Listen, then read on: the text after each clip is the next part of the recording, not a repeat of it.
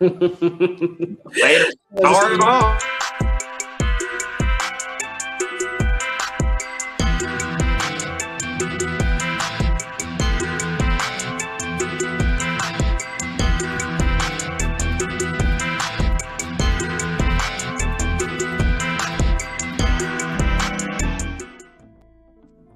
What's happening? It's your boy, the man, KHAN_man.510. That's the base. Catch me in Universal the base. Catch me on What It Sound Like podcast, where you get your best reviews and interviews.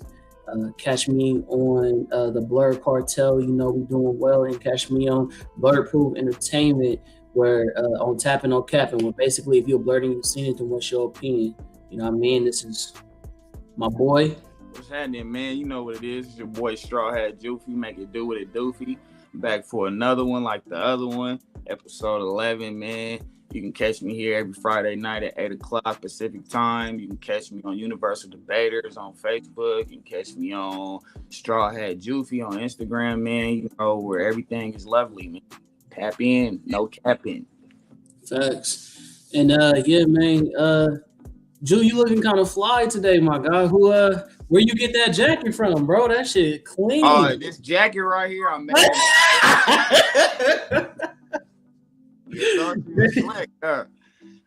No, bro.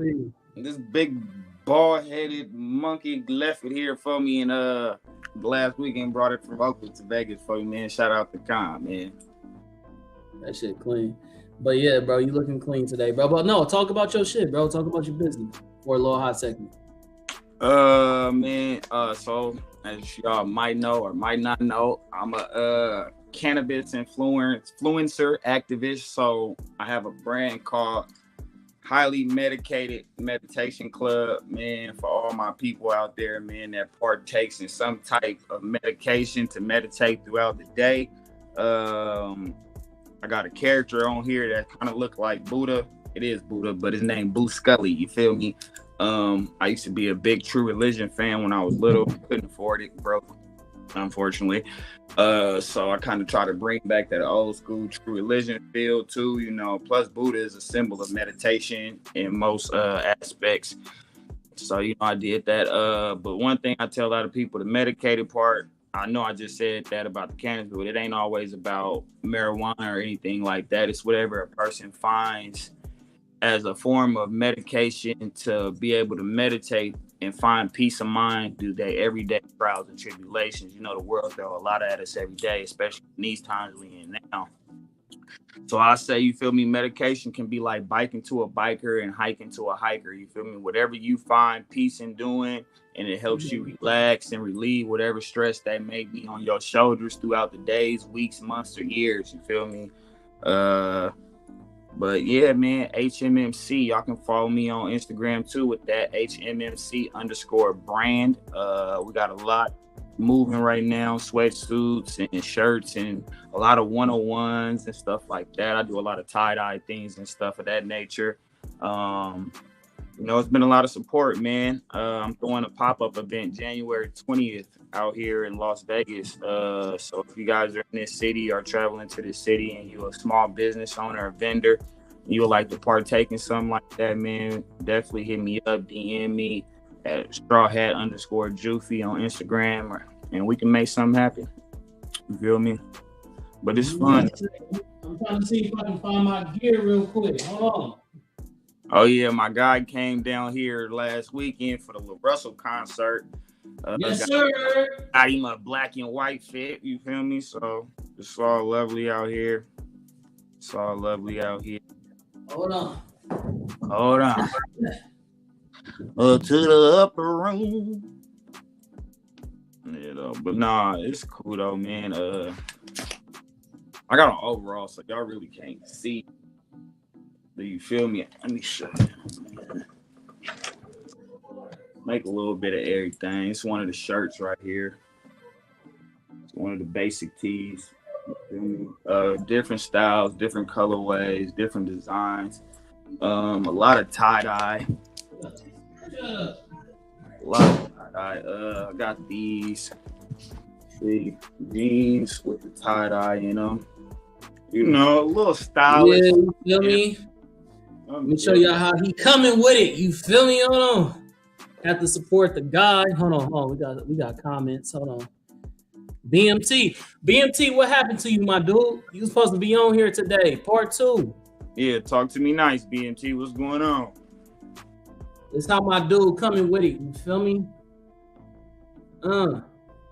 Yeah, man. Yeah, my boy. Like, so this mine's is custom made. You ain't gonna, you feel me? You ain't gonna find nothing like this, but it's close to it. That's the first edition of that rendition. So y'all like that one, man? Tap in. I can make it again. You feel me? If you don't want the Buddha on there, I can just put words, you know? Right. And then the sweats. Hold on. But it might cost a little extra because I got to go out my way to do something for you. I'm just saying. Did you already tell them the prices? No, I didn't say no prices on them because everything different. If y'all DM me and y'all really interested, I can definitely give y'all numbers on that. Definitely. Just tap in with me. Got pockets and all, bro. It's hard. You know? Support the guy. But yeah, man, we here for part 2. What we trying to get into? How you want to start it off? Definitely y'all numbers on that. Yes, sir. I mean, where did we leave off? If y'all didn't know, man, we back in for another one, like the other one, part 2, bro. We were here last time. I wanna see. Check your phone. All right, let me see. No, check your phone, sir. Hey, he ain't hit me back. 24 hours. He must have just did that. Honestly. 809 at 809. So no collab? Oh, that's crazy. That's crazy. He don't respond this whole time and say no collab. You funny. You a funny dude, bro. Hold on. Funny dude. Let me see. I sent him the invite real quick. Hold on. I was about to send it to him. So you come here. BMT, man, we've been looking for you all week, bro.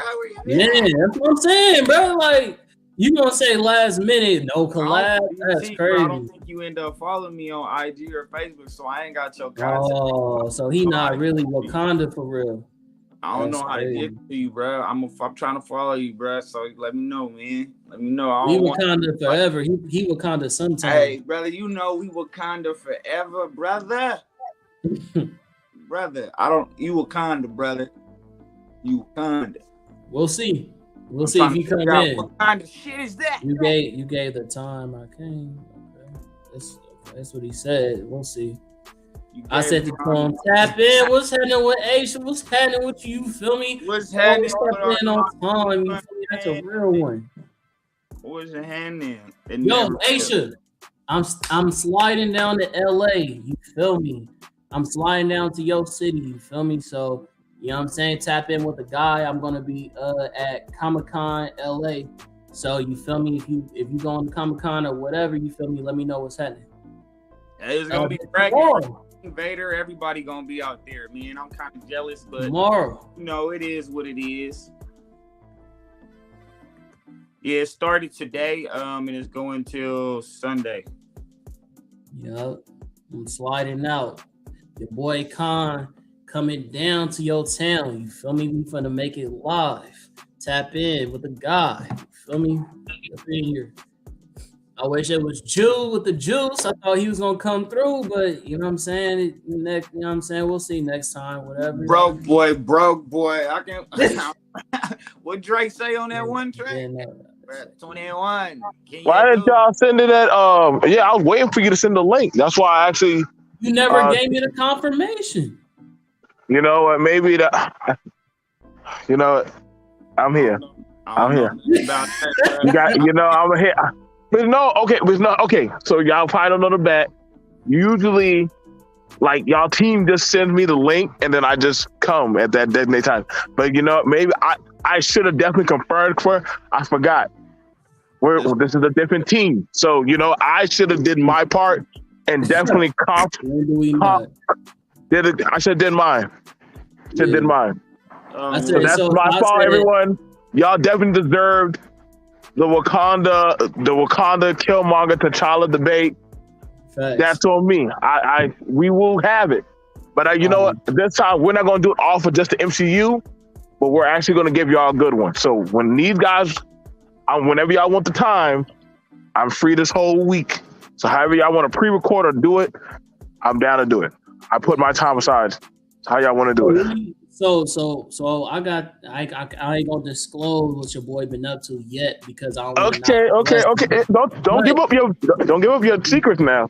Yeah, but however, you feel me? We was supposed to go through that today. You feel me? We were supposed to go through that. We were supposed to bring in part 2 today into going into that.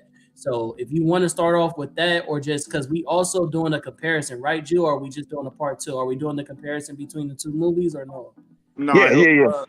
How y'all want to run it? How y'all want to run it? Look, I mean, we can. I mean, but I thought we were just going to finish up part 2. I don't know. Okay, let's just finish up part 2 then. Because that comparison is lit. I mean, I would like to know people's opinion for Black Panther. That's fine. No, let's do that. Let's maybe bring that for another episode. You feel me? So,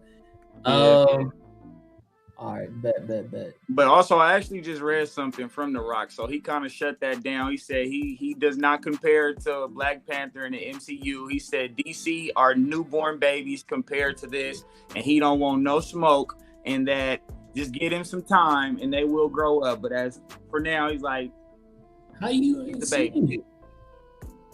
How you ain't seen it? It's just like it's been out for what, 3 weeks now? 3 to 4 weeks? 4. Come on now. Some people waiting on DC. Some people waiting on Disney Plus. They're waiting on Disney Plus, so they waiting on who? Go to the box office. Nigga, I work too. What you mean? We box office with this shit, man.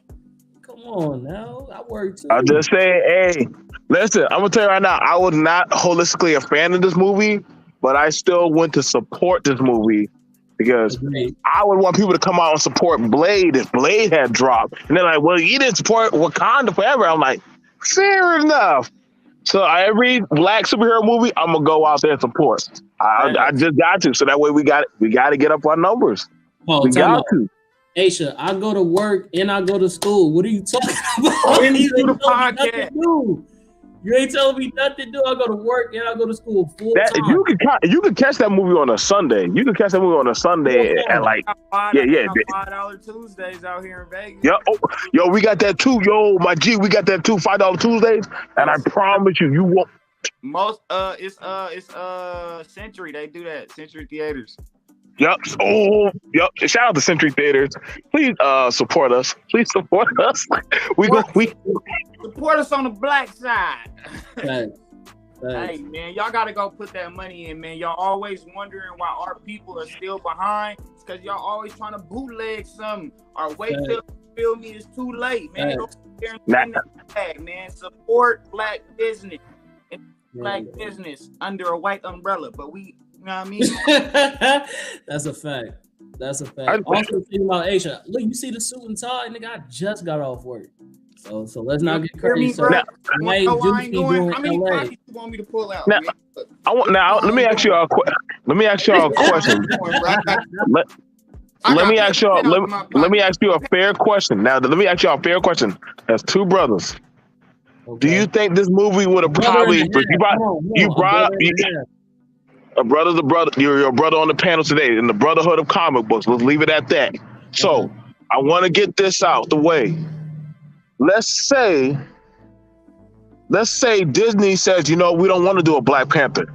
Do you think it would be more so effective it was done by, let's say, Bollywood? If Bollywood would have did it. They still got access to Bollywood. Well, hold on. You got Bollywood and Nollywood. Hold on now. See, everybody always looks down on African movies, but right now they're competing with Hollywood. Same thing for Nollywood. See, the thing about I look at it like this: because we're Americanized, we can't ever see ourselves going out of the U.S. without the white man's umbrella. Shout out to Juffy for bringing that up, and just doing our own films. How can you get blacklisted by Hollywood if you under another umbrella? You ain't capped on what you can talk.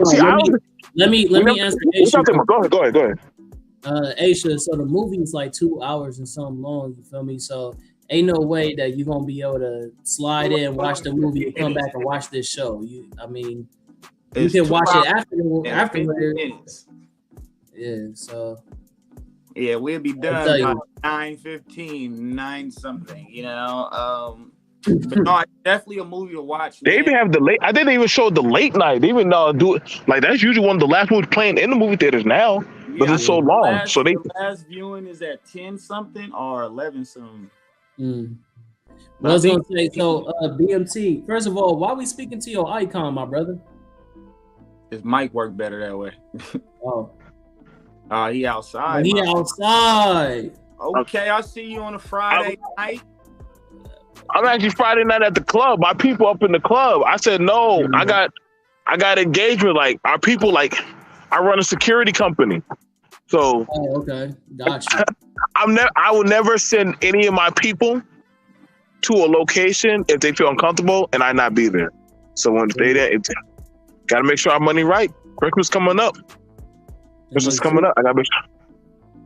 It makes sense. You know me. I love to cam up with y'all boys. I like black visual comic book talk. So I'm ready. Y'all want me to have the camera on? I'll put it on camera on. We can talk to your icon, fam. You good? I just want to make sure. Khan just a curious cat, man. Pretty much. Hold it down. Hold it down. Hold it down. All right, man. So since BMT is here, I'm gonna go ahead and yes, Aisha, pretty much the whole show is gonna be about Black Panther. So if you want to tap out and not tap in with TapN No CapN, then it is what it is. We're gonna respect it. We don't want to spoil you, but there will definitely be some. I think we pretty much went through most of the spoilers, but you're more likely gonna be spoiled. So I'm just gonna go ahead and give you most of the spoils. I mean, anything we spoil now, you probably done came across it on Facebook or somewhere where they done brought it up. We kind of got through all the deep spoilers last Friday. Now we just gonna kind of do some verse to verse, Aquaman versus Namor. Okay, since he brought it up, and you know, what y'all saying? I'm gonna go Namor, man, because I don't know, bro. Aquaman, the movie Aquaman versus the movie Black Panther 2 featuring Namor. It's not Namor no more. It's Namor. Namor got a roll of R. Feel me? But Namor. Why it sound like you say Namor? Hey, he came into the black neighborhood trying to fuck some shit up. Fuck that Mark. No, I'm just playing. Yeah, DeMarcus. Go to Marcus. Marcus. Like we was discussing, bro, it's just Aquaman and DC, as far as representation, is one Islander guy around a bunch of white people, and it don't make sense. It's like, if you gonna be an Islander, I need at least 15 other Islanders featured in this movie, even if they not from Atlantis, even if they was the land people. How you the only Samoan here? You a little bit out of your region, my boy. Right. You out of your region, whereas we got a whole Latin, Spanish, cast from the Talacans. You feel me? They're no longer Atlanteans. They're Talacans. So we discussed that also in the last episode. So, they're Talacans, and everyone there, they have from the attire to the music to the look of the people outside of being out the water and being blue, but everybody was of the same race or resemblance, so it made sense as where Aquaman is like, why are you here? He even had tribal tattoos and things, so it just made it even more weird. You feel me? But the movie was dope though. But out of current DC movies, excluding Black Adam, that was my favorite film out of that little franchise right there. You feel me? But I'm gonna go with Namor for representation because he definitely had more of the same looking people. But all right, so for me, as far as in the representation category, I'm definitely going Namor. I was the one who brought up the subject to Jew about one Polynesian. Basically, like I said, I'm not just for the fact that he's Polynesian. So I made this post on Facebook a while back. Actually, I think I made the post and I put it on here. Matter of fact, hold on. Bam. Okay. So I'll just read it like that. So one thing I would give Wakanda Forever credit for is representation. When they showcase Atlantean heritage and culture, they did so in a very tasteful way, embodying Hispanic roots. Although Jason Momoa did a great job, and it was thoughtful to have a Polynesian as the role of Aquaman, it was awkward seeing him in Atlantis being the only man of color. So that was my that was that was my point of view. One of the things that somebody pointed out to me was like, isn't Jason Momoa white or whatever like that? Yes, I understand that he's mixed. The point was that if you're going to when black people mix with something, you black. No matter if you got anything else in you, you're black. So he's mixed with white, which the Polynesian outstat. So he's Polynesian.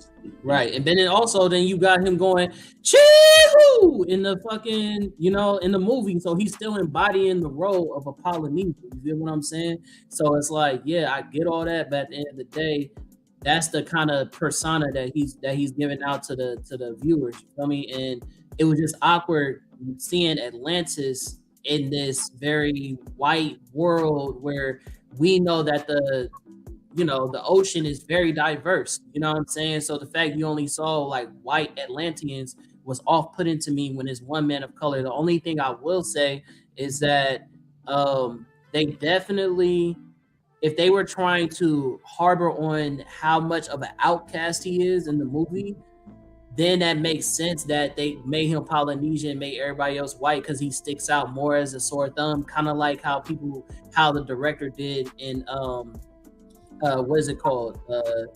Something of Dragons. What is it called? House of Dragons. House of Dragons. Thank you. House of Dragons. How in the original book, the other Targaryens is actually white. The ones that you see are black in the show, but they made them black specifically so when the queen had babies from another dude, it was very obvious that they weren't of the same bloodline, that they came from a different source. So it's like a creative directive thing. So if that's what they were trying to do with Aquaman, I give them some credibility there. However, it still feel like it should have been. There was multiple black dudes, though. It wasn't just one black guy. I'm saying there's one. Facts. One. Facts. Like on land, like you don't see an uncle, cousin, people. Facts. Like where you? How you get over here? Right. I agree. BMT, you want to chime in? Yeah, if I had to choose Aquaman and Namor, I'm going with Aquaman. Namor sucked. Like, he sucks. So I'll go with him. Like, just looking at action, destructibility, pretty much jokes, how badass he was in the film. Yeah, I'm gonna always go Aquaman. If y'all want to watch a good movie, get some laughs, get to see some goddamn masculinity and all kind of cool shit, you better go with goddamn that. Telecom didn't have no masculinity? I don't know. Like, I mean, I guess if you're a guy, you're the only guy in there. I mean, other than M'Baku, and we already see how they kind of cuckold M'Baku, like he was getting told by women. And before, the Jabari weren't even allowing that type of shit. Only time they were talking back was they weren't even talking back to any of the women. So they kind of really dissed the Jabari. That's the irony of that. Now, if I go to Namor, granted I didn't like it. They pretty much pulled another goddamn Martha or Batman and Superman thing, like, Martha, how do you know that name? Namor and seeing his mom and shit, and I'm like, okay, mommy issue triggering in, single mother, you gotta have a mutant baby. All right, okay, I get this. So some of y'all kids, y'all gonna be. I see the correlation you're trying to. I'm sorry, but hey, shout out to y'all. I was show y'all Ryan Coogler is a genius because I'm gonna surgically cut deep. But yeah, baby born different, baby. Somehow the baby leads the people that are older than a baby. Okay, so I guess we got outcast, misbegotten children, and I get they're bringing up the Polynesian, but most of Jason Momoa's movies, Viking, Blind, he's been always playing those roles. Like, no offense, like not a lot of motherfuckers knew that, like Vin Diesel is black. They don't even see him as mixed. They just think he's a white man. All his roles he plays are Latin and white men. So I'm not looking that. So we're using that card. There's a lot of black actors in Hollywood that play white people. Goddamn Parks and Recreation. So the narrative, the telecon, that was stupid. That's some woke shit. That was dumb. If they're gonna at least say, well, we're going by the comic, except Chadwick Boseman died, then you should have stuck with the Atlanteans. And actually, the Atlanteans, would be honest, if you were ever talking about them compared to the comics, it would have been in the Atlantic Ocean out there, dealing with that of some Greeks, and they would have been talking about, hey, back in the day. But I guess they wanted to have the representation, so they totally moved Atlantis over. But Atlantis would have actually been that in the Greeks, what they talked about in the mythos, but they wanted to have the representation. So I said, okay, so you're going for that representation, but you holistically didn't even use those same type of people in representation. So it actually would have been a false equivalent representation, but the guy on Saturday Night Live was the closest thing. Everybody else was just, we've got a bunch of motherfuckers in Hollywood that probably don't have jack shit to do with it. So I didn't see so much of that. The closest thing you had was Nepito. Lupita walking around speaking Spanish. That's the most thing you probably see with two women. That's the only thing. I'm surprised I don't hear no people on the Latin base ever talk about, well, she did go there. And do y'all even count the Haitians? I got to ask the Browns. Do y'all count the Haitians? But I know a lot of Haitians that speak Spanish very fluently. Actually, that scene was actually shot in Haiti. So, nobody ever brings that up. So, I'm glad you brought that up. See, this is why I told you. Ooh, Conboy, I was good. Ooh, I had some secret moves for you, boy. I had some. But see, the thing about it was, because nobody ever caught that little just how Coogler slid in the Haitians. Hey, we're filling a new school. Mind you, I didn't see no man again.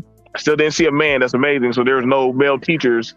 But usually they have male teachers residing over the female teachers, but the headmaster was a woman. But we won't question that. It's okay. We get it. It's a movie. So there's a lot of stuff in there. Well, as far as it goes for that, well, here's the thing about it.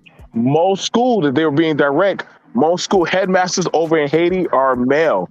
I just find it interesting that it was just a female. Like, I'm like, well, damn, where's the males in the education department? Like, okay, because even T'Challa had male educators. He had the old counselor, and he had his father, and then he had the older men. But he was just of that time. For Aquaman had the advisor of the former king. He would come up there and train him, and he also had his dad, who was also giving him his earthly training. So he had two different people, and he also met his granddad, who's Poseidon, great-great-granddad, and they actually sort of look alike. So it kind of like, okay, he had a bunch of males. What are you talking about? Aquaman. But Aquaman had, you remember, an Aquaman. Are you talking about the comics? Yes, the guy who came out there who was training him how to fight with the spear and everything. Right. We never seen how.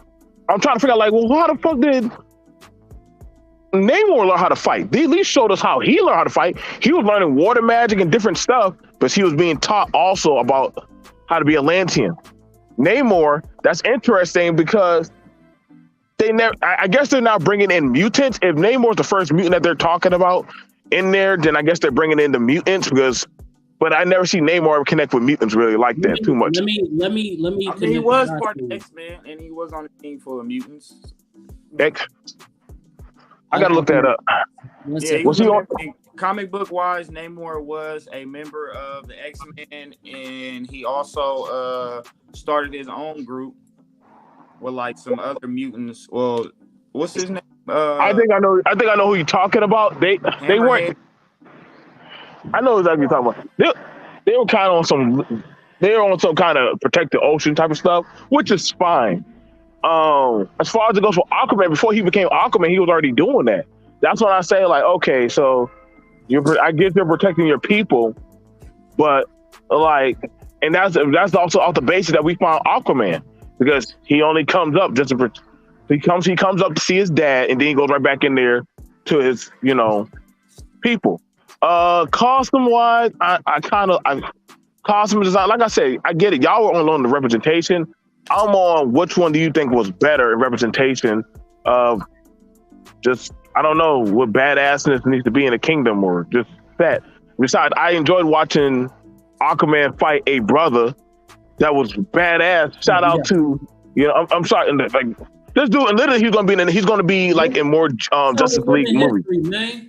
Huh? Oh, talking to our boy in the comments, man. That's okay, yeah. But yeah,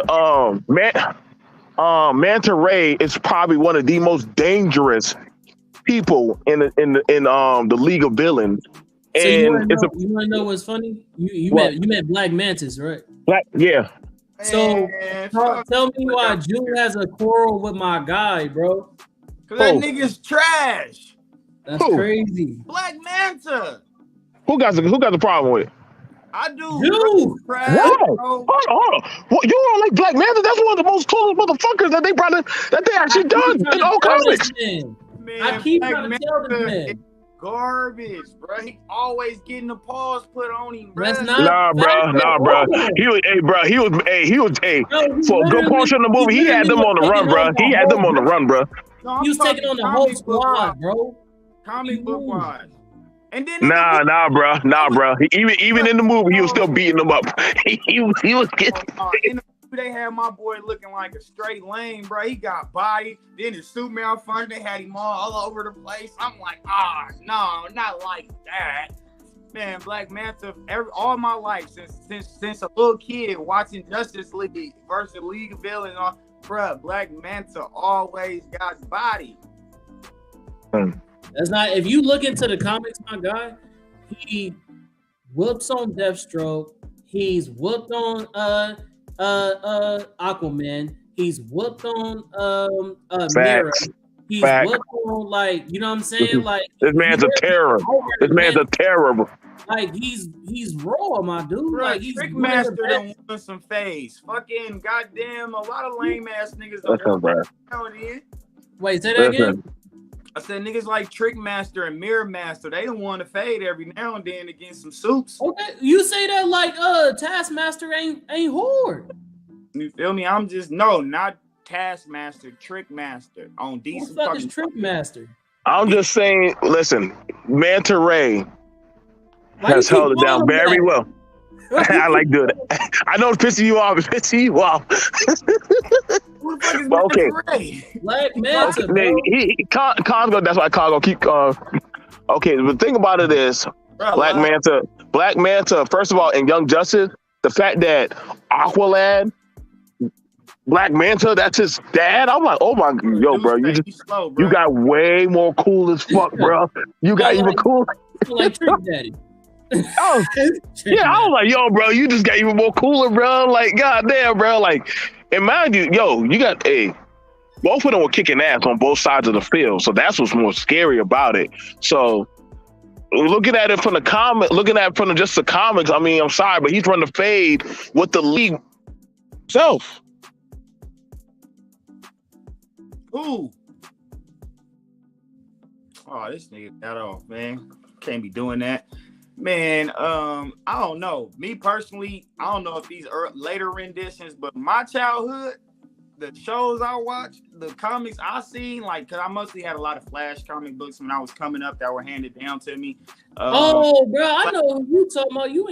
Sorry, I ain't trying to cut you off. I still trying to figure out who Trickmaster was. You talking about Sportsmaster, nigga? No, Sportsmaster is that's Cheshire and them daddy. Yeah. Okay. Oh, you did some research, nigga? No, I know who fucking Sportsmasters is. Oh, okay. I watch TV and I read comics, bro. Don't disrespect me, bro. All right. I'm just saying you do some, you know what I'm saying? You do some connections, so, you know what I mean, to just a later episode we gonna have. You feel me? So what you looking at? He also go by Trickster, so that's probably why. Who? Trickster. Are you talking about like Deadshot or some shit like that? Who? No, Trickmaster also goes by Trickster. He a little dude. Like, he's just one of those like lame ass niggas in DC villains, like them niggas that the Flash face. Cause I think Flash villains are some of the most comical motherfuckers in the world. I don't know who decided to make his villains, but them niggas is lame but cool as fuck. So I be like, what the fuck is this? Trick Master, because it sounds familiar, bro. Hold on, let's see if I can find He it. fight the Flash a lot. You can see right there. That nigga look lame. He lame, but he don't want. Hey, yo, I just found him my damn self. That nigga look lame. Exactly. Who is this nigga? All the Flash villains are afterthought. Oh my mama, bro. Who is it? When as soon as he said it, I'm like, who is this nigga? Into like the Joker. Yeah, bro. Like, nah, bro. Who is this nigga? You know bro? me. I'm a fan of all the B-list niggas. You feel me? That's why I love John Stewart. You feel me? From Green Lantern, because he don't get. Jay, talk to your son about being a Flash fan, man. Because if his villains like this, Flash just can't be up there, bro. I'm sorry. Like, you ain't as cool as your villains, bro. Flash is hard in the Justice League, bro. He's very underrated, but his villains are fucking jokes. You only as good as your villains, bro. Them niggas is jokes, bro. You only as good as your villains, bro. Like, you can't be like Batman has OP ass villains. You know what I'm saying? Even Superman is his villain. Top villain is a joker. Superman goes against Darkseid. Fucking Wonder Woman goes against, like, you know what I mean, Ares and shit like that. Like, they have top tier villains. Flash going against Trick Master, like, you can't respect that, bro. The Yellow Flash is cool, but we call him Reverse Flash. Right, there you go. Reverse Flash. Flash cool with all his villains. His villains is so lame that they cool though. That's what I'm saying. When they write them, they make them seem tight. But then you start looking at them like, ain't no fucking way. Very true. Your owner is cool as you're only. I'm guessing that's what you meant to say. Your owner is cool as your villains. The thing about Flash is when it's a big problem, he shows up better than Batman and better than Superman. Due to the fact that's what I'm saying. Flash is my favorite DC character next to Batman. I have talking that shit. Memorabilia. I used to draw. Flash. That was my first comic. Flash versus the Reverse Flash was actually my first comic. You feel me? That was my first comic. My uncle gave it to me when I was little, bro. I think I was probably in the 5th grade, maybe the 4th grade. And I found a shoebox full of his comic books, and he told me I could have them. So I was watching that. I mean, reading those, and bro, fire. That's why I love Flash, bro. Like Flash, Spawn, Bloodshot, and fucking Green Lantern are my first introduction to comics. And then I went and bought some Blade comics, but that's my shit, bro. Like Flash is that dude. His villains is just comedy, but him personally, he is that dude, bro. What's up with it, Unc? How you doing, man? Welcome to this thing, man. But he's definitely fired up. But I don't know. So to get back into this topic real quick, because we kind of went off on a tangent. Tell me how y'all feel about this other post I made. I'll read it lusting after Namor is the impetum of women loving toxic men. The epitome, my guy. Or whatever, you know what I meant. Bro literally says in the movie his name is Namor because he has no love for the surface world. And here y'all surface level minded women go diving in love for a manipulating man who killed our beloved queen and drowned Wakanda. Where's Dr. Umar when you need him? Hey, I ain't got nothing to do with this post, y'all. This was his post. Him right there, ladies. My name is Ted. I'm changing. I don't. Y'all can like any toxic man y'all want. I learned 2 years talking ago from a toxic man himself. Do what y'all wanna do. Green flags, red flag. Y'all go after the red one. Speaking about the red and the green, hold on real quick. What do you say? Flash has those anime villains, the ones with weak names and terrible powers, but good writing changes everything. Exactly. That's what I'm saying. Like, they write them so good and make you like them, but you look at them and then you hear people who voice act them and all of that, and it's like, bro, ain't no fucking way you got to deal with these fucking circus freaks all day. Like, there's like, they like a whole Flash's fucking villain roster is like a whole bunch of jokers, bro, without the psychopathic way that the Joker has, but they all circus freaks damn near. You feel me? Pretty much. So I wanted to go on that post that I just that I mentioned of myself. The reason why I made that post is because when Black Panther, the first movie, came out, everybody had grievances with Killmonger, basically calling him a womanizer. The reason why he was wrong is because the way he treated women. He killed some Dora Milaje. You know what I'm saying? He almost knocked down girl. Sis, which is his little cousin. You feel me? Hold on. You didn't see Dr. Umar speak on this. He talked about the brown fight and the black. Got to get TikTok, bro. Okay, but but that's still not tapping into the point that I'm making. I didn't see that. You're right, but at the end of the day, why is it that women? I'm not gonna say black women, but it seems as though when it's men, words, brother. In particular the black men, it's easier to villainize us. But when a brown man does it, it's sexualized. You know what I'm saying? Or it's, you know what I mean, fetishized or attractive, or he gets a pass. When brown people do gangs and shit like that, it's cool. Like, oh, the cartel, that's dope. The mafia, that's dope. When black people do it, oh, they're hood rats, they're gangs, they're ignorant, they're woo woo woo. You know what I'm saying? So, but like that was really my comparison. Is like, why is it that when, like, even I don't know what's the movie called, bro, but back, like I would say last year, there was a movie that came out. It was like it was a movie about exotic. It's because here you go. He said something home, but that's got to be what it is. So basically, like in the movie with Killmonger, right? People said, "Oh, he killed his girlfriend or whatever like that." We only seen the girl in one scene. We have no idea what their relationship was like. You feel what I'm saying? I talked about this last episode. He knocked her off because she was a liability. You know what I'm saying? Like, she got her own gun taken by a dude with one arm. He shot through her trying to take out his target, which his main objective was to get to Wakanda. When he got to Wakanda, yeah, he choked up the auntie because he said burn all this shit, and she did it. But he didn't kill her, he didn't hurt her, whatever. He killed the Dora Milaje because they started a coup against him. So therefore, all of these things that he did was justified or at least strategic to what his plan was. Fucking Namor drowned innocent kids and women and men of Wakanda. Well, they said nobody died though. The dude in the thing, he said all he did was basically like soaked him. He didn't harm anyone. Nah, bro, that's got to be cap. There's no way. He only way. killed Queen Ramonda. That was the only person. Nah, bro, I'm not feeling that. Ain't no way. Time out.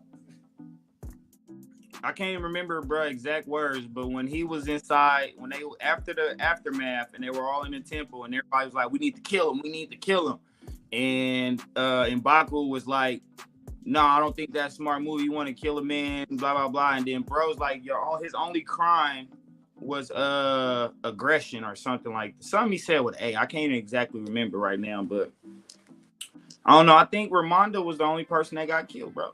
Queen Ramonda. Nah, bro, it's no way, bro. It's not possible. Is you not finna tell me all that water dipping into the water as that strong as that current was in the houses that were being blown up is just there were no casualties. Like, no. Then you gotta remember the dudes that was trying to fight him in the shit, he knocked off the ships. You feel me? So there was multiple casualties. But they said nobody else died though. It's in the movie. That's what I'm saying. I don't know, but in the movie, they say that. I don't know. So that's what I'm saying. We can assume that. I thought more people died. That's cap. Hey, it's in the movie, bro. You can't knock the script. It's in the script. Understand, we're not living in a scientific, logical world because Queen Ramonda shouldn't have died. Riri should have died. But, like I said, it's not a scientific situation. We discussed that last episode as well. We're out of all scientific knowledge here. Science holds no factor in these movies because none of it makes sense. In the comic book world, none of that. Superhero world, none of that. They said his only crime was basically just aggression and assault, but he only killed Queen Ramonda. And he didn't really just straight up kill her. She drowned trying to save that little girl. But that don't make no sense to me. It don't matter. He still, hold on. Oh, did you put that up? Damn, boy, you fast. I feel like you already know the answer to this question. I know you're asking it for a purpose, but it isn't in the script. And what I mean by in the script, I mean the script of life, America. Oh yeah, that boy going deep with it. I'm just saying, it's in the script, my boy. Feel it. I feel it. I feel it. I don't know. Continue though. Yeah, it's all good, man. So, do you feel like that's tap or is that cap? That people basically give Hispanics a pass and not black people for violence. You know, I actually, funny you mentioned that because hold that thought, brother, because I'm gonna read what he said. For the black man to always take responsibility where others don't, in the reason why, I'm not sure you said is the reason why Mexican or Italians have gangs and it's cool is because it's historical lineage to those gangs. Tap.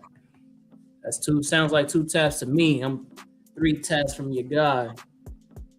Jew, go ahead. Go into that topic you was gonna say, my G. Oh, I had going back to what you just said, which is very ironic. Let me pull it up. I had just pulled a post off of some Facebook group, and they had said something like that where so here it go right here. This is Player One Oxcrypt off Twitter. Shout out to him. He said Black Panther 2 was pretty accurate to real life. The Mexicans don't be nowhere to be found when blacks standing up for themselves. But when they want something, they want us to fight with them because our struggle's the same. Woo! That's tough. What would be someone's thought on that though? Because that was very deep, bro. I thought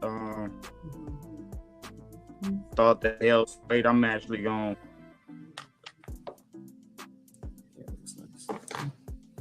Yeah, I feel that. I mean, I can't really say. Hold on, we got another. He said, "Damn, that's facts." So here, this is the actual post. Right there you go. Okay, do your thing, Jew. So Black Panther 2 was pretty accurate to real life. The Mexicans don't be nowhere to be found when blacks standing up for themselves, but when they want something, they want us to fight with them or it's beef. Because our struggle is real. Our struggle's the same. How do y'all feel about that? I mean, I do believe our struggle's the same.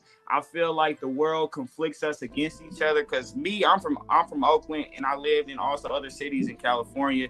You feel me? Fresno, Sacramento, a case like that. Growing up as a kid, bro, my best friend, when I started off, he's a Mexican. Santiago, shout out to my buddy, bro. But when I got towards like high school and I moved to Fresno, bro, we literally fought the Mexicans every year. It was black versus Mexican riots every year. And it never made sense to me, but that's what it was, bro. And we was always taught to not fuck with them, but I always thought that was one of the most dumbest things ever because I always seen them as the same type of people that we are. But I feel the world puts us against each other because if we do come together, we are a force to be reckoned with, bro. We're one and the same people. We have similar history, you feel me, from the Spanish Wars to the Civil Wars. Like, we're one and the same people. We got the same fucking treatment when we came over here. But one thing I can say, y'all have history. African Americans don't have any history. We're 400 or 500 years old, so we don't have any real history. We're learning as the time go by. Most Mexicans and Spanish people, they come from heritage and histories, so they have something to fall back on. So whereas African Americans don't, we're just trying to figure it out. We claim what we think we are. You feel me? Because history and knowledge has been, falsified to us for so long. You feel me? Go ahead. And I think no, I'm just going on to your point, brother.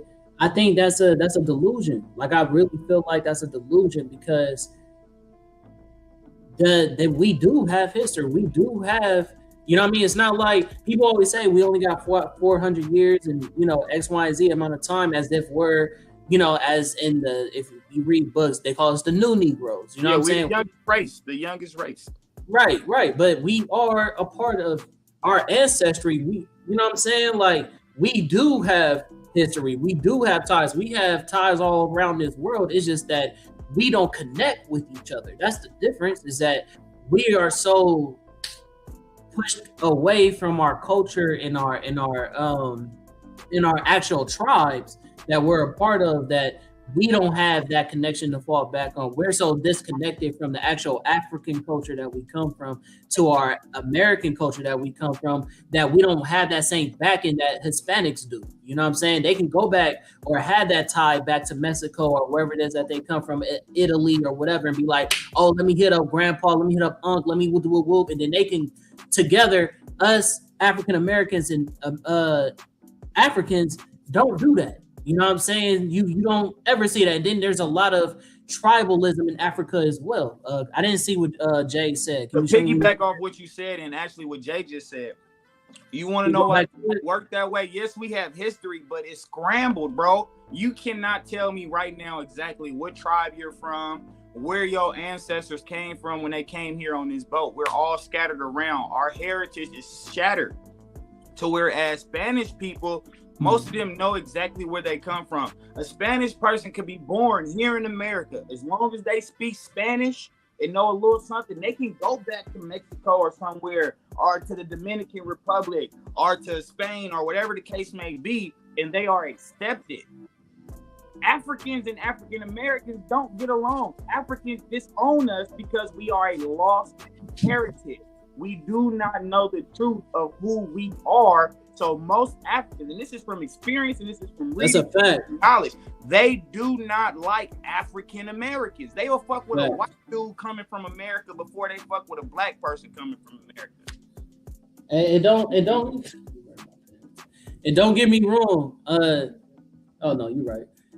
It don't get me wrong, bro. Like, I'm not sitting here saying this like I ain't never been cool with Africans or whatever like that. I'm just saying there's a lot of animosity between African Americans and Americans. There's a lot of preconceptions about each other. Like, I've heard from Africans that the reason why they treat African Americans like that is because of how when they come to this country, they get treated a certain way by African Americans. So we basically saying the same things that they saying about us. So who's to say whose side is more true? You know what I'm saying? I'll also say from personal experience, when I was going to church, I was going in as a pastor program to become a pastor, and I was going into I went to a Liberian church.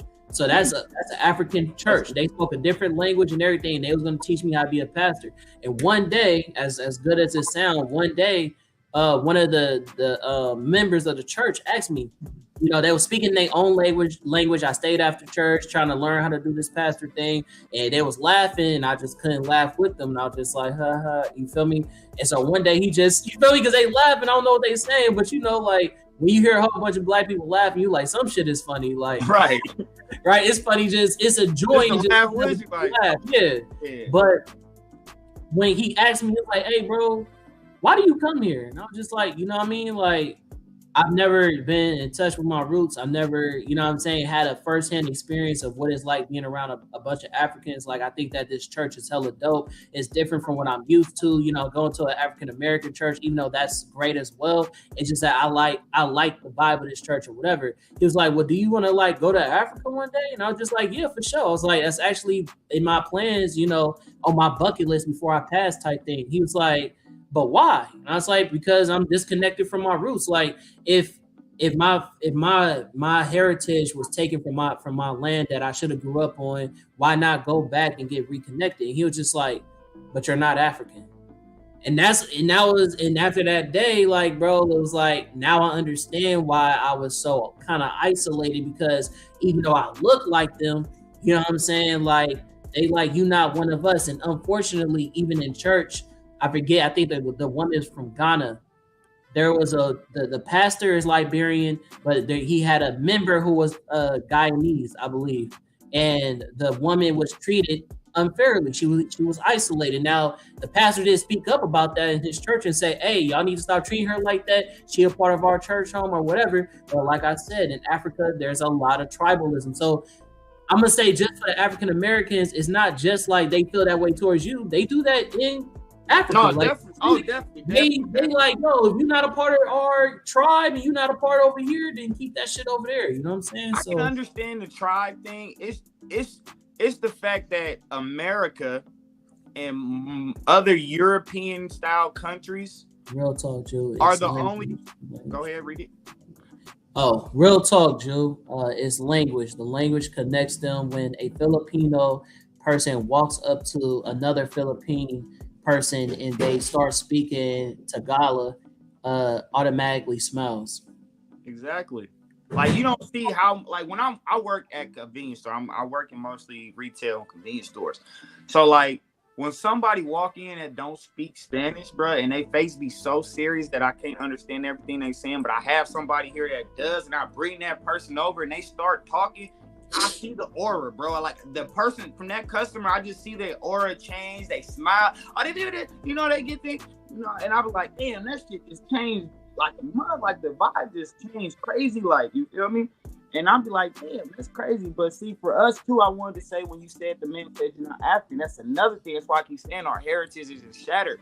We're not all African, bro. Some of us are from Jamaica. There's Dominicans as black as you, bro, and as light as me. There's Spanish people. Like you see dark-skinned people with that good-ass hair. They're most likely from some type of Spanish background or Native American background and don't even know it. But we're going to claim what? I'm from Africa, brother. I'm not African. I'm Jamaican. You feel me? My grandmother is white and my grandfather is Jamaican. You feel me? On my father's side, which I take me personally when it comes to, I think the father plays more part in who you are than the mother does. But my mother, yes, my grandfather on my mother's side is dark as you. I think he is of some type of African descent, but he don't know. He don't know.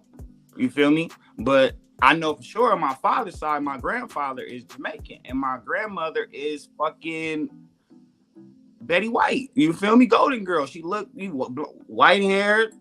White ass face, like you would think my parents was white until they, and my dad and my auntie was white until they started talking. But your dad is white, right? No, he's black, but he's white. He look white. He's very light skinned. He's like ultra light skinned. His nickname is White Boy Mo, but he a nigga. My grandfather black, bro. He's Jamaican, so he's. So wait, he mixed. He's half and half. Yes, my grandfather is Jamaican. My grandmother is Betty White. Gotcha. White. Okay. You feel me? Gotcha. I didn't know that. But for some reason, all my relatives, all my uncles and my father and aunties, they all came out ultra light skinned. You feel me? But that's not to say I don't know what my grandfather was mixed with. He wasn't an ultra dark skinned man, but he was brown, you know? Right. So we basically tapping in on this one as far as the tap in. Definitely. I just think we all need to just figure out who we are and stop trying to claim things and feeling lost, looking lost. You feel me?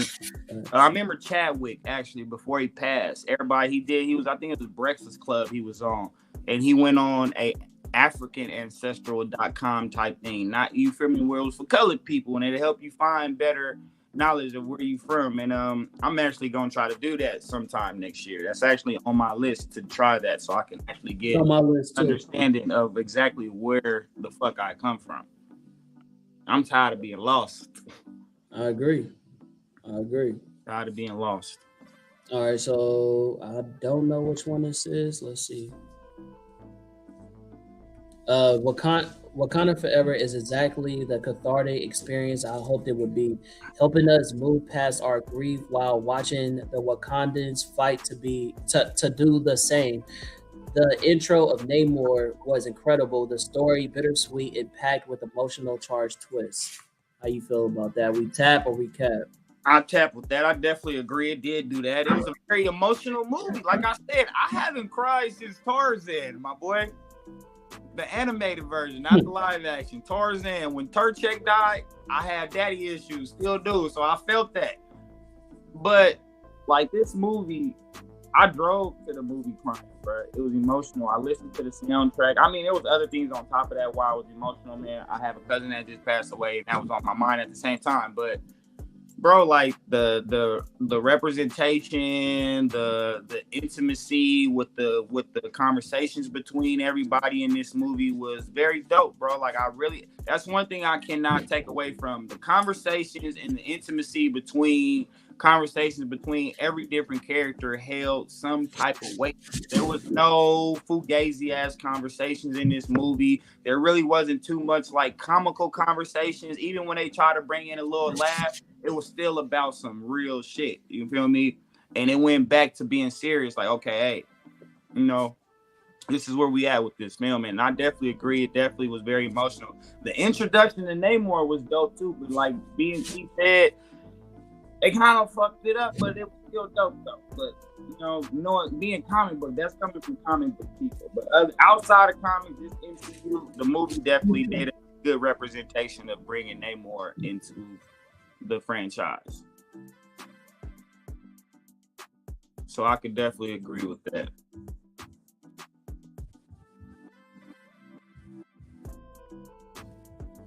I love this subject. This shit makes me feel like I'm back in school.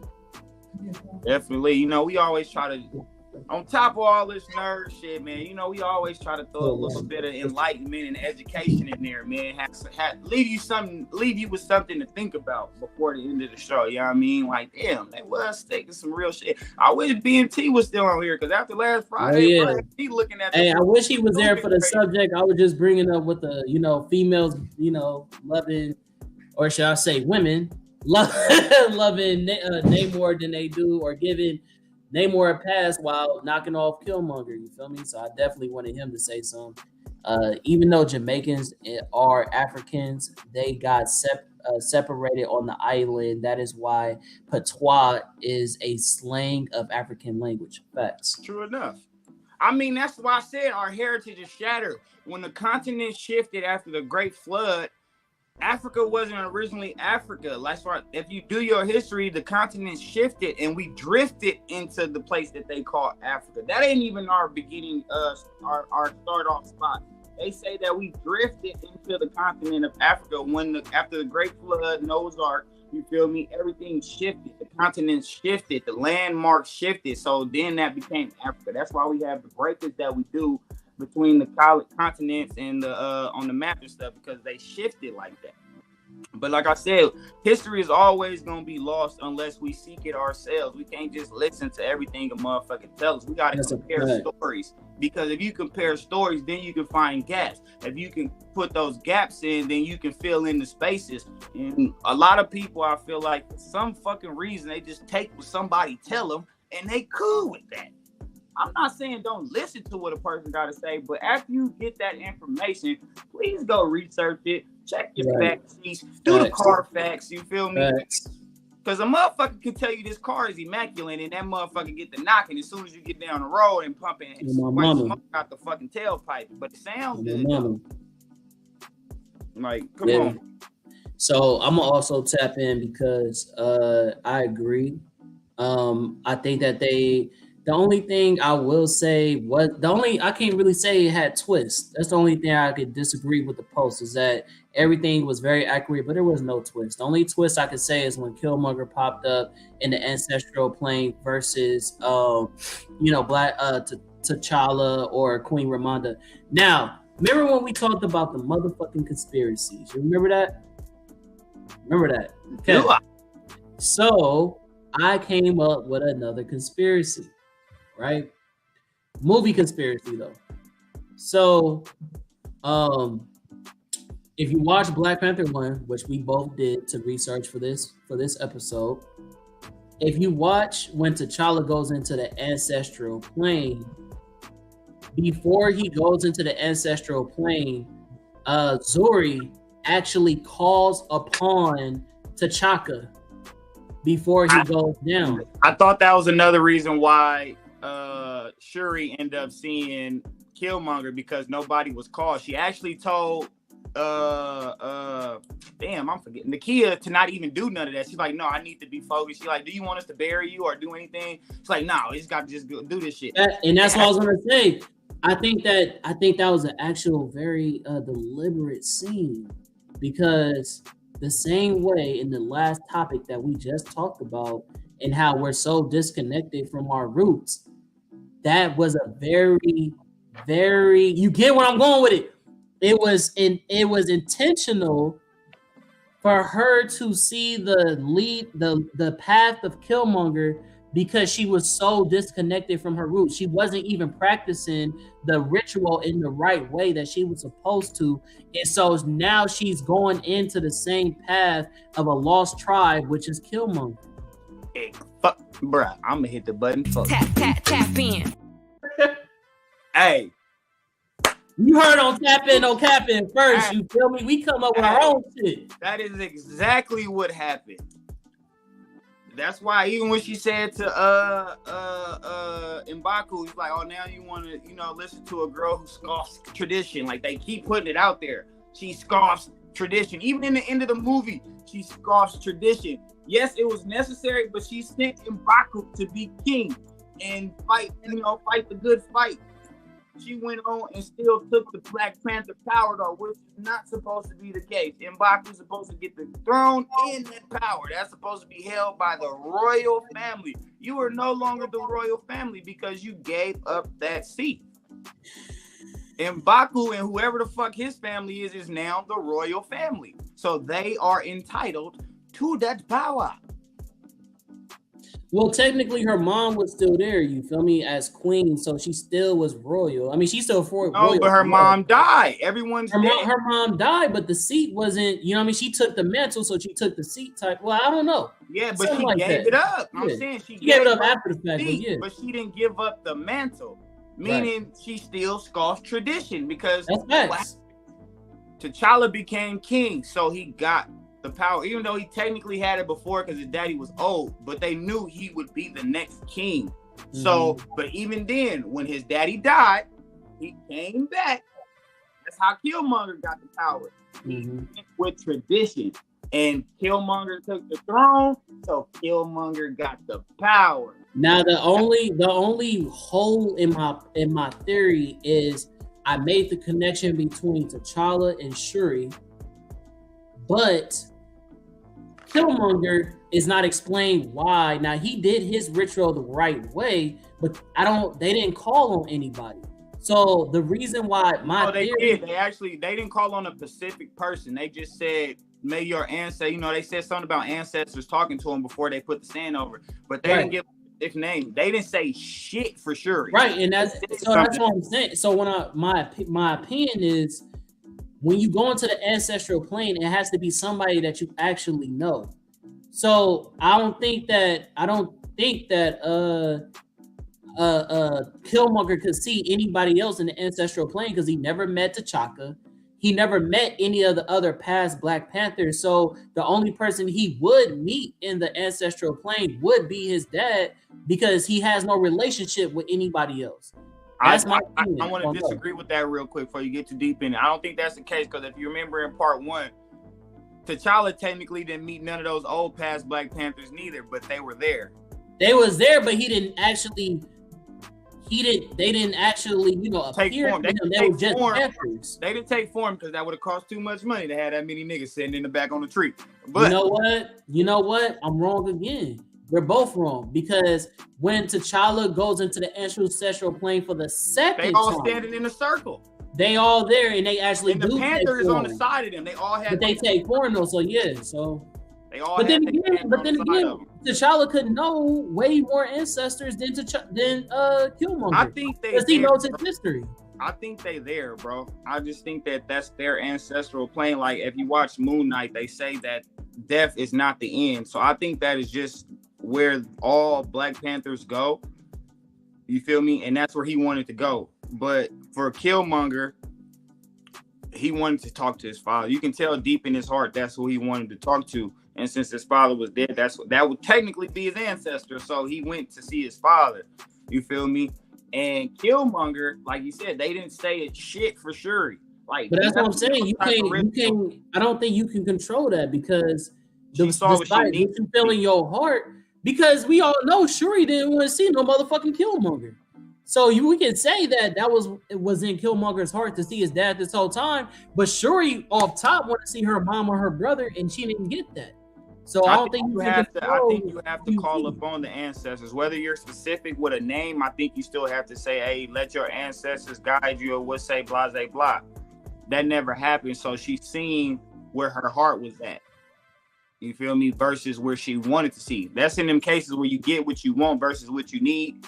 And I feel what you need versus what you want. Yeah. Yeah, I think she needed to see Killmonger to realize, hey, this is the path you headed down. Like, imagine if she didn't see Killmonger, she still left that motherfucker with the rage that she had. She would have killed Namor. She would have killed, and she was about to until she finally got that flashback, and her mom popped up like, "Hey, show him who you are. This is not you. You feel me? You're not this person, bro. You're not a killer. You're not even a fighter like that. So, like, baby girl, don't do this. This shit gonna hunt you." But definitely, I think what is said before they cross over or, you know, go into that little trance plays a definitely big part. You feel me? Cause I doubt them motherfuckers was doing that shit for nothing. Just right. The ritual is important. Like, rituals matter in witchcraft, bro. Like, if you just slightly fuck up something, like, look, all right. So take for example, since we bringing up rituals, Spider-Man No Way Home. When Doctor Strange kept trying to do that spell, Peter kept stopping him. And he kept telling, bro, this is a complex spell. Shut the fuck up. You gotta concentrate. One slight mistake, and all of this is fucked over. And then what happened? The nigga kept fucking talking. So the spell was getting fucked up. He was bringing verbal information into a ritual that he shouldn't have been talking in, and that fucked off the spell because now you fucked up the concentration of Doctor Strange while he's focusing on this spell. I think definitely those words that they say and the ritual how it's done, burying them in the sand. Like, okay, for example, when T'Challa came back in Bari Land, they still buried him in the snow. Right. He still, like, even though there was like snow over him, and they still buried him in the snow. And then Queen Ramonda said what she said: "Let your ancestors come to you." Blah blah blah. You feel me? 2 times. So he seen it happen to T'Challa twice. Sure, he didn't do none of that. So look what she got. Right. She got to see where her heart was. You feel me? And I think the same thing is for Killmonger, but with the ritual. You feel me? He went to where his heart was, and everything he was doing was because of his father. At the end of the day. At the end of the day, he found panther claws in his daddy's chest. And, bro, that's who he missed the most. That's all he had. Because, obviously, he was with the daddy. They never mentioned this nigga mama. All they said that he fell in love with an American woman and had a baby, blah, blah. But they never mentioned his mother. So I'm guessing she either died. What's interesting is, did they even mention Namor's pops? No. That's weird. The moms. It's a woman. We're going. I hate to say, I love women. Y'all the best thing going since sliced bread. But I'm not trying to go into no feministic world, bro. Like, I can't do it. I said the last episode, the whole MCU is leaning towards women as the main cast now. All the main superheroes, proteges, are women. There's literally not one male new superhero coming up. There's not one, except if they bring Miles into the MCU live action, then we got Miles. But other than that, we don't have nobody at this current time but Spider-Man in that age group. So we just got to deal with that, man. It's going into that age, brother. I ain't mad at it, but hey. Just don't forget about us, baby. Don't forget about it. Let's see what this is. All right. So from Gabriel Carvalho. Finally had the honor of watching Black Panther Wakanda Forever. Marvel Studios was never as political as this film. That has action scenes, of course, but much more. For example, probably the MVP, Angela Bassett, is assured of an Oscar nomination, if not winning. Agreed. I think we just automatically give that a tap in. Yeah, that's automatic. There's nobody in that whole movie besides Namor that put on a fucking show like Queen Ramonda, and he still got a deep gap between him and her because the moment that movie started, Angela Bassett put on a fucking show. Put everybody on their motherfucking head. Like, he put her heart into that. she put her heart into them scenes, bro. Like, I felt every word she said. Like, some people felt like she was too harsh against Okoye, and I was like, I see where she's coming from, because she asked this girl. She asked you not to take her daughter. Like, don't do this. And you know what I think, bro? I think it's interesting, and on this particular topic, I'm on the women's side, which is, now when I say on the women's side, because obviously it's one woman to another woman, but women have always said when they're put in a position of power, they get looked at as a bitch when they talk or do certain shit, and that's how people are looking at Queen Ramonda. She's a fucking queen. She's a queen of Wakanda. She even said it in the speech when she was talking to Okoye. Am I not the queen of the strongest army on the planet or of the continent or some shit like that? You know what I'm saying? Like, she's saying, bro, like, respect what the fuck I said. The fact that y'all questioning me is some bullshit. Like, I don't give a fuck what she sacrificed. I sacrifice every fucking thing. Nigga, my word is the last fucking word. I don't give a fuck what y'all talking about. This is my soldier at the end of the day. You know what I'm saying? So, fucking Okoye dropped the ball. Like, y'all haven't excused that point. Y'all can sit here and say on some sentimental shit, you know what I'm saying? Oh, she was too harsh. This is war. There is no time for sentiments. There is no time for, oh, let's be less harsh when the risk of our people are at play. And now on top of that, my daughter. Like, what are you talking about? I'm gonna be as harsh as possible because you misled me as my general. You feel me? So, like, I can't trust your word no more. I already felt some type of way the first movie, so I'm double betrayed. You lose your husband 7-8 years ago, then you lose your son for 5 years in a blip. Then he come back and then he died a year ago. Now your daughter gone and you not knowing if she alive or dead. And you asked this girl, you asked your general, don't take her. You know your daughter better than anybody. You know the possibilities of her doing what she end up doing. You feel me? No, do not take her out there, bro. We got somebody we have no knowledge of after us. No, fuck that. I wouldn't have let her go. You feel me? And then Okoye was just too cocky at that time. I can handle this Americans by myself.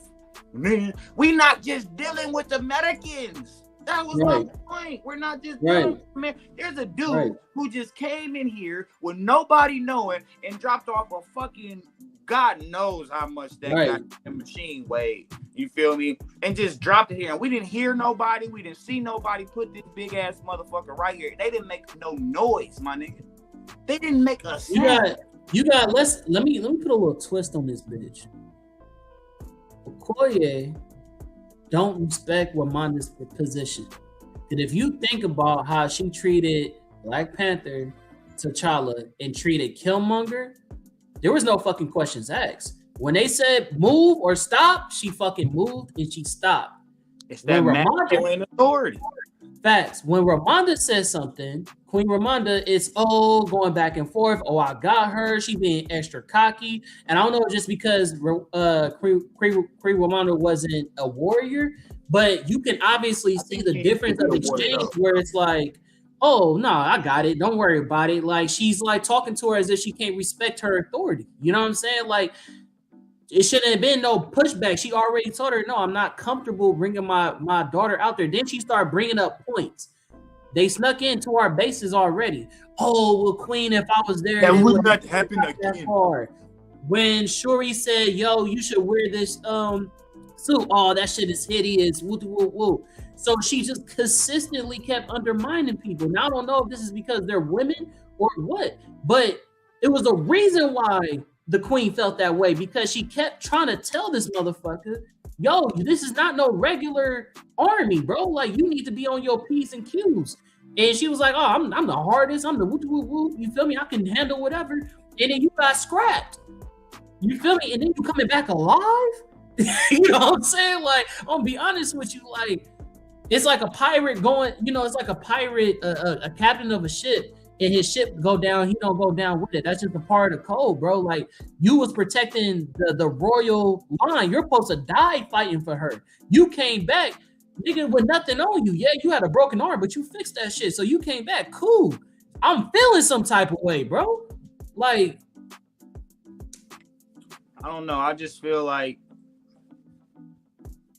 Okoye is one of the. She's like So the beginning of the movie, you can tell she's very stuck on tradition. I'm pretty sure Queen Ramonda was probably their first female queen, like as the head of the whole thing. So for me, Okoye is used to a man being in that seat. Just like in the beginning, she is Dora Milaje. So yeah, and just like when you seen, so the Dora Milaje, I don't think they don't guard women, they guard men, and the men guard the women. As you can see, like as soon as Queen Ramonda came in charge, there was nothing but dudes around. Nothing but dudes, 4 dudes. You feel me? And then you got the Dora Milaje. They basically was on post the whole time. If you see, most of them were always in the chamber sitting up there like statues. Every time they went in there, they were sitting up there like statues until they had to come down. You feel me? But other than that, I don't think they was there for her. That is the king's guard. The Dora Milaje is the king's guard. That's what they're listed. Not as the royal guard, the king's guard. So when she came into power, it's like, okay, yeah, you start queen, but you know, I don't really respect you like that for authority. Because even when Killmonger came in, they took lines. She said, I represent whoever sits on that throne, no matter who they are. You feel me? And it was what it was. She didn't hesitate to go against T'Challa after they lost. There was no hesitation in her movement. She was like, hey, you get the queen and them out of here. But other than that, man, I got to stay here. You feel me? I got to protect the throne. That's what I do. I don't give a fuck who sit on that motherfucker. I'm for Wakanda. You feel me? I don't think she's... That's why I said we need that masculineness. Because look, everything... They going against each other, even the naked. She's like, you talk to the queen like you just hung up on the queen? No, I hung up on my mother. Okay,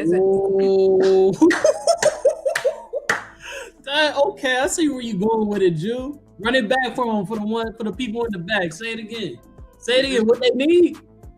They need that masculine energy, bro, because there's women fuck with women, but at the end of the day, there's no real respect for women in power.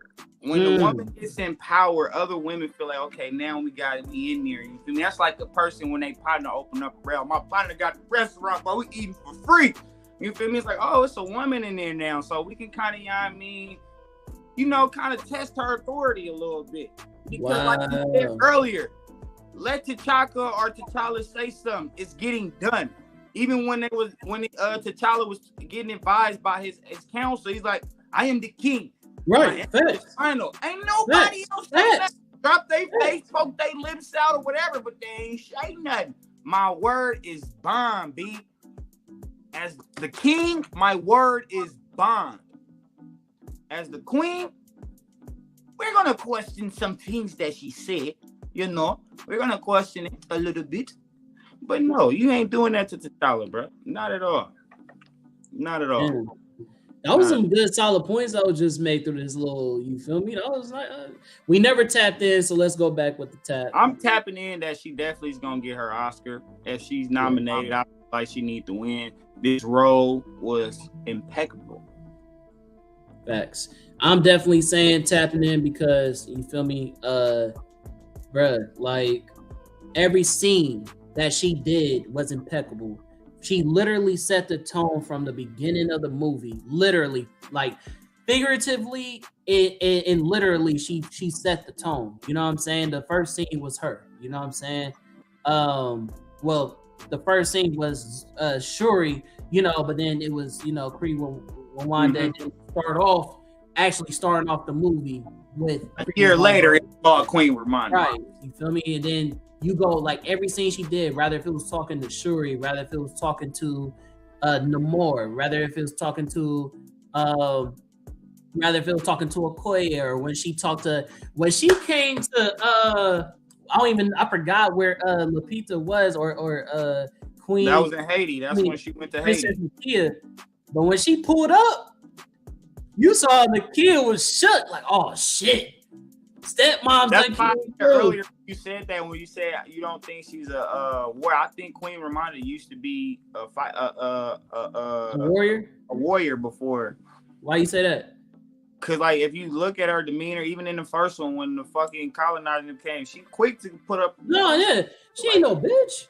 But that don't mean that she a warrior though. Like she can know how to fight, but was she a warrior? There's two different things. I believe so, bro. I think she used to be. Even then, if you she think wasn't about a Dora Milaje, but she was whatever Nakia is, like a war dog kind of like basically.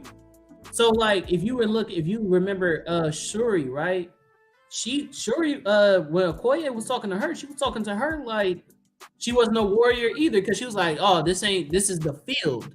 Yeah. You don't know nothing about this, so you can know how to fight because you from Wakanda. But I don't mean that you a real warrior. I don't mean you put no skin in the game. You don't got no bloodshed. You just knew how to fight. It could be the same thing with Queen, because she got that weapon on her to protect herself. Because you know what I mean. You from the hood. You got a pistol on you. That don't mean you a shooter. You feel me? Like true, you know what I'm talking about? Like so, you know what I'm saying? Like I don't know, bro. But anyways, all that to say, that scene where she pulled up on Princess Nakia, like she was just like, bro, the way she approached her, she, oh yeah, I like what you doing with these kids. You know what I'm saying? I didn't see you at the funeral. Straight up, like. Do you think when she went to get Nakia, do you think that was the first time she met T'Challa Jr., or did you think she knew him before that? I don't know, bro. I'm assuming, I would hope that it would not be the first time if her grandson was he's 6 at the time in the movie. So it's like, bro, 6 years without letting the queen know, that's a problem. I'm pretty sure she knew. She better had known. You know what I'm saying? So I don't know. But it's kind of weird. I think it was because if you watch the movie again, I watched it twice. That's who greeted her when she first got there. Was the little boy and 2 little girls. That was T'Challa. See that? Did you see that? Yeah, he's like, that's who she was when Queen Ramonda first got to Haiti. That's who she was talking to, that little boy. And where his mama was. Wow. I did not peep that. I watched it twice and I didn't see it. Yeah, I noticed that the second time after I'm like, oh, the little boy that showed her where the kid was the little boy. Wow. Okay, so it definitely wasn't her first time. Yeah. Okay. But I'm saying, I think that was her first time when she went to get Nakia, because they didn't give off a vibe like she knew the little boy before. I mean, I don't know. Maybe they were just still keeping it secret. Or it could have been she was so familiar. It was just like she was on business. You gotta remember, her daughter was kidnapped, so it could have been like, oh, I'm gonna keep the smile up for my grandson, but I'm gonna go straight to business when it comes to Nakia. Like, yo, I need you to go back in that field and go get, you feel me, auntie, you feel me? So it is what it is. We gonna tap in with Angela Bassett, man, getting the Oscar. Tap in. All right. Before we get off this thing, man, I want to bring this up right here. So this is me. I just found this post, and this is me, and then I'm gonna go into the next post. This was me, Marvel fans, crying. But I don't like Shuri as Black Panther. Then why did you ask for it? That's me. I asked for something I was not ready for. That was me. I asked for something I'm not ready for. But also, the co-director said, Wakanda Forever writer Joe Robert Cole has confirmed that Nakia and M'Baku were both considered to become the new Black Panther during development. Now, out of those 3 people, I'm still happy it was Shuri, because I didn't want to see neither one of them 2 motherfuckers as Black Panther. Facts. But I still, at this point now, I just feel like y'all should have recasted the role. For me personally, I'm gonna call Cap. So I guess we ain't gonna be able to vote on this one, because the reason why I feel that way is because I think that Shuri being the Black Panther it's the only thing that made sense personally. It's the only thing that made fucking sense. It could have been beautifully done. It could have been the blip. It could have been raw, but they wrote it so fucked up I can see why people wanted it to be a recast, but it's not. I'm not saying I would have wanted a recast. Me personally, I just wanted them to write the shit better. It's as if when they found out that Shuri had to be Black Panther, they didn't know how to fucking write her. They could have gave the same time that they gave Namor a little time to talk about his origin and build up his character is what they should have did for Shuri. They should have talked about her origins of her learning how to do combat and getting over her grief with her brother, showing how angry she is, and then transition into the movie the way that we were transitioned into, instead of going into that whole thing with Namor and then shit don't really like. That's why I feel like the storyline was out of its timeline. It should have been in the 5-year blink, because that way she would have had a 5-year span where it would have made more sense to where, okay, she got combat skills, she has some type of, training, she's been working on this mantle because it's still here. The Black Panther mantle didn't disappear. She didn't have to go through all this fucking recreating the herb shit, because that's not even comic book accurate. I don't think. I would have to double check. But y'all gave her a year to do all this shit, which didn't make sense, bro. Like, if they did the thing in the blimp, they wouldn't have had to bring up no fucking T'Challa Jr., because that shit is stupid. That shit is stupid. I'm glad they're trying to find a way to bring T'Challa back, but the blip was where you guys should have focused this movie at, because now we gonna have to wait on some fucking multiversal catastrophe time skip to have T'Challa back. Well, we all know that Marvel and DC are known to do somewhere down the line we fucked up, let's do this little, multiverse or whatever to get shit back in motion. This is just the first time we've seen it in the MCU. So it's bound to happen, bro. It's MCU, it's Marvel Comics, it's DC Comics. And then now we eventually was gonna get there. They talking about John, what's his name? John Denzel, or what is his name? Denzel's son name? Oh yeah, I know you're talking about. You wanted him to be recasted? No, they're saying now he's going to be Black. I hope not. You feel me? I hope not. They just put out a little picture of it. They said, okay, I hope not. We're going to be not. But my thing is, bruh, I hope not. I feel like certain things were added into the movie to make it go through. You feel me? And it was just kind of unnecessary. You feel me? I voted for Shuri to be Black Panther because I thought they were focused on that 5-year span where T'Challa was gone. Not dead, motherfucker, but gone. You feel me? And they were trying to find out who's going to run this nation while the king is gone. Queen Ramonda could have still been the queen, but Shuri could have still been on the fence of becoming the next Black Panther and blase blah. You feel me? But they didn't do no such thing, my boy. Right. No such thing. So I felt like it was just out of context, because now y'all got my mind fucked up. Like, damn, what we gonna do? This nigga gonna go in the quantum realm or something? It's gonna be a quantum explosion. This nigga gonna fucking turn into an adult. You feel me? And he's still a kid type shit on some. Well, I don't know, bro. I don't know if they gonna. I don't know. That's why I'm saying, like, how is they gonna make it make sense for T'Challa? Because he gotta be in Secret Wars, bro. Like, there's no fucking way that y'all can go do this without fucking T'Challa. Right. The Black Panther plays a significant role in that. And then y'all brought Namor in now. So it's like Black Panther and Namor are probably the most two connected characters out of those people in the comic books when it comes to Namor and anybody else in the MCU.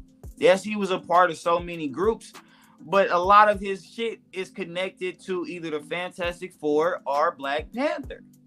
Right. So it's like, bruh. Yeah. For real. Y'all gonna do that? Yeah. I don't know. I'm just hoping that whichever way they go, they choose a good actor. I personally have my own list. You know what? That's what we should have did this episode, was come up with our own list of who we wanted to be. I was about to say, actually, the nigga that y'all love as Black Manta, I could see that nigga as Black Panther. The dude that played Black Manta, if he can do an accent. He's a great actor. I'm not knocking him. He's a great actor. That's not my pick, but you knocked him. He got the body type. He got the, you feel me, the leadership type role. But again, it's not him. It's the writers. But I did not fuck with Black Manta at all. I did not like, and you know how I feel about Black Manta. I actually liked him in the comics, but the way they did him in the movie, they could have did so much better. You know what I'm saying? So it was really the movie, bro. But the actor did his thing. Dude, he was trash like me. They seen what I seen in Black. You know what? That actually, I'm gonna go with your vote. I'm gonna tap in. You can go ahead, press tap in. I'm gonna say tap in because the fact that tap in. The fact that we had that same redemption with like what's his name? I don't know why I can't think of it. The dude who plays Killmonger. Michael B. Jordan. Michael B. Jordan or Ryan Reynolds when he was originally the Green Lantern, and he transferred over to the Marvel. And I can see that. I can see Black Manta redemption and doing the right thing. Human Torch is Captain America. A lot of DC niggas then came over to Marvel and did a way better job, bro. That's right. Marvel writers can make a nigga go from him to hang. Facts. I'm just saying, bro. So basically, Marvel is the glow up for characters. It ain't. You heard it here on TapN No CapN, man. All right, bro. Well, I guess Jew gotta go. So it's your boy, the comment, KJM_man.510. That's the Bay. Catch me on Universal The Base. Catch me on What It Sound Like Podcast, where you get your best reviews and interviews. Catch me on the Blerd Cartel. You know we doing well.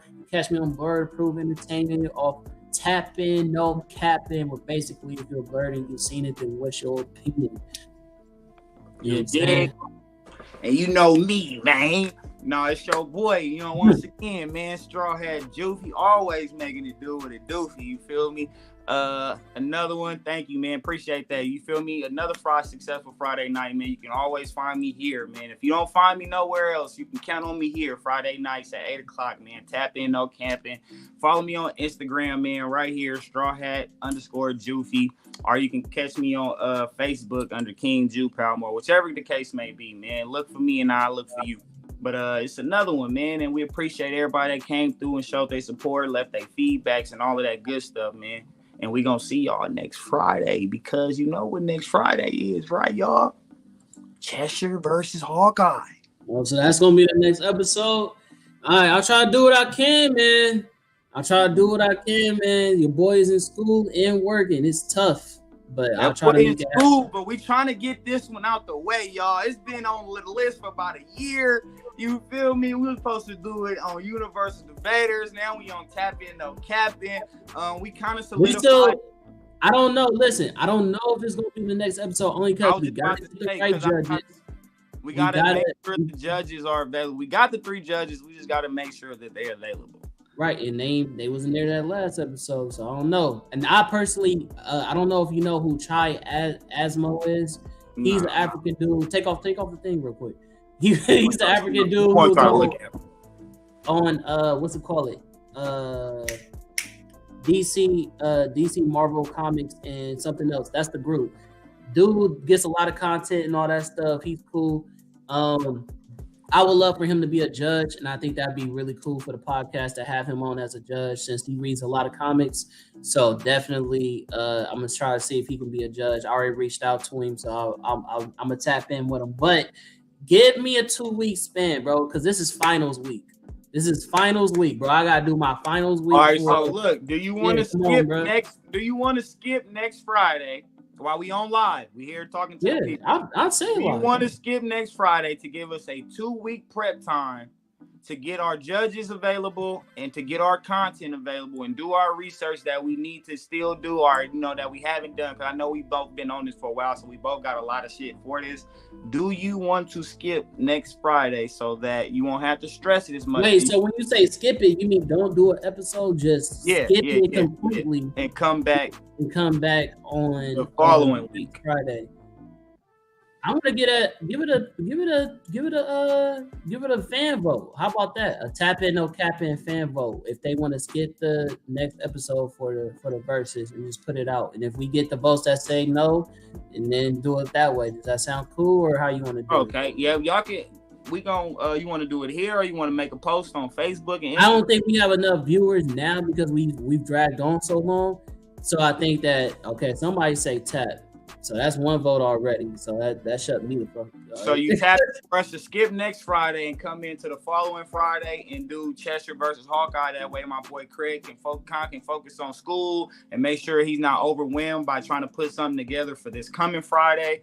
And, you know, because it is a lot for us, y'all. I ain't gonna lie. It's a lot. We both have outside things that we do. So trying to make this stuff happen week by week, because we are a live show. We're not pre-recorded. So we have to be kind of on our P's and Q's with the content that we bring. And we got to do a lot of research. So we ain't just on here just talking out our asses to you guys. You feel me? Facts. Facts. So that's the only reason I suggested that, because I definitely want this to be dope. It's been in it's gotta be. It's me and you debating, which is what we do. Situations of deliberation. And it's gonna be that. And then we got two characters that we actually fuck with. Like, this ain't no. It's not like rap battle where it's like, you know what, we just trying to make some money. So it's like, I'm going to put you up against somebody else just because we need to have somebody fight against somebody. No, this is my deliberate character that I like, that I honestly believe can whoop Hawkeye.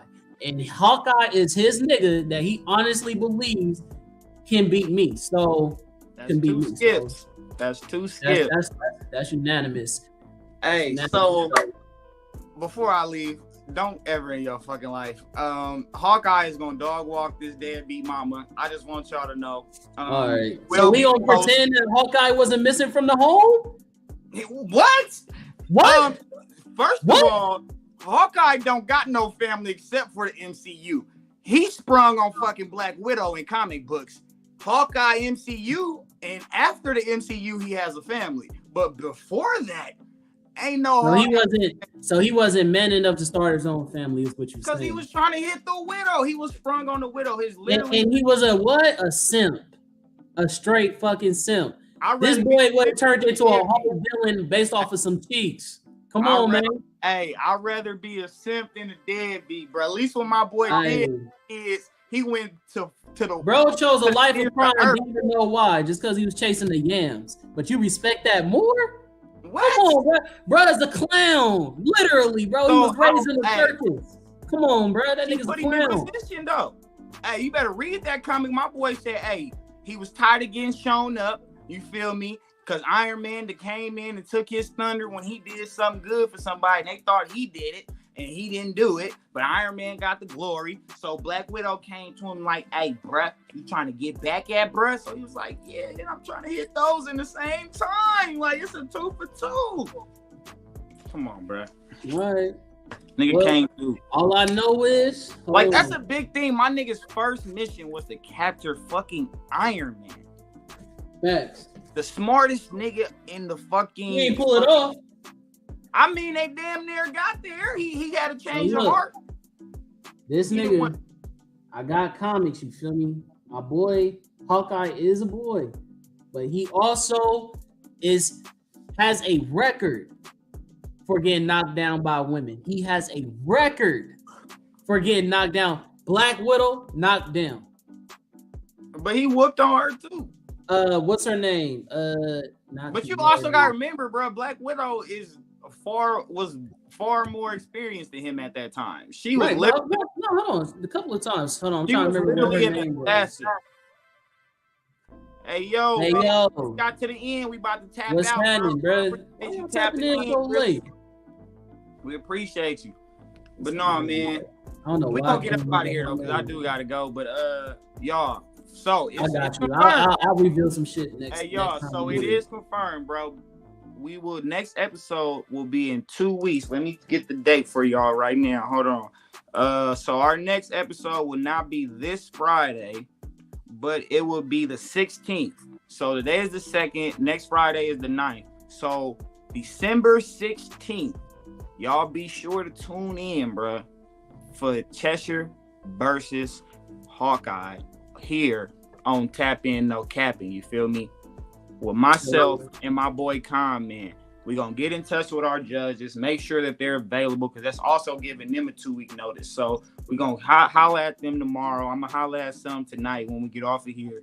and we're gonna see if everybody can commit to December 16th to vote for this. And we're gonna try to stream this on Facebook, YouTube, and Twitch. You feel me? Because this will be a big one. It'll be on my YouTube, our Blerd Approved Gaming's YouTube, their Twitch, and then all of our Facebook accounts. Because this is gonna be a big one, bro. And we really want y'all here because we want the audience comments and feedback on this as well as the judges.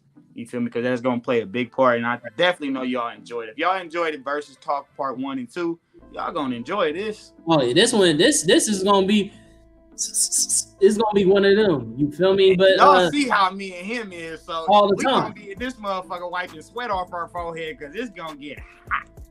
Yeah, it's gonna get hot. Was gonna say, but because he skipped over it, and we did give credence to my boy Chadwick Boseman, we gotta give a moment of silence.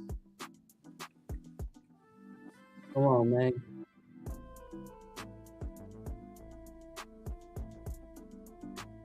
Yeah, bro. You know the White Ranger passed, man. The guy. White Ranger, the Green Ranger, the Red Ranger, the Red Ranger, the Black Ranger. Hey, the Lord Draken. If you know me on here, bro, since a kid, you can see the well, you know, that's the Red Rangers, but that's the Gold Ranger stab behind him. But that man is a Power Ranger fan. You know what I mean? Hey, if you know me since a kid, my grandma used to call me Green Ranger. That's how I got into this, bro. Like, that one was real big to my heart. No disrespect, bro, but Jason David Frank passing away touched me harder than Chadwick on a different level. You feel me? I ain't putting no race card on this because I'm a OG JDF fan. You feel me? I'm a new Chadwick fan. But this JDF, yeah, and then the situation how it happened, bro. You know, nobody should have to take their own life in no situation, bro. This world right now, a lot of us don't have anybody to talk to. A lot of us think that everybody is all peachy. It don't matter if you broke, rich, or whatever, it's somewhere in between. At the end of the day, we all go through problems, you feel me? Emotionally, mentally, and physically. And we got to consider those things, you feel me? And unfortunately, my man, he just didn't have enough fight in him, and he decided to go on to the next plane. But we definitely gonna miss you, JDF, man. We appreciate everything you brought to our childhoods. We appreciate everything you done. I've actually got the opportunity to meet you earlier this year twice, and that was big for me. I'm happy I got that. I got your signature on multiple items, bro, so I'll cherish that forever. It ain't never going nowhere. And you feel me? Until we meet again, man, it's more phenomenal all day long. We out.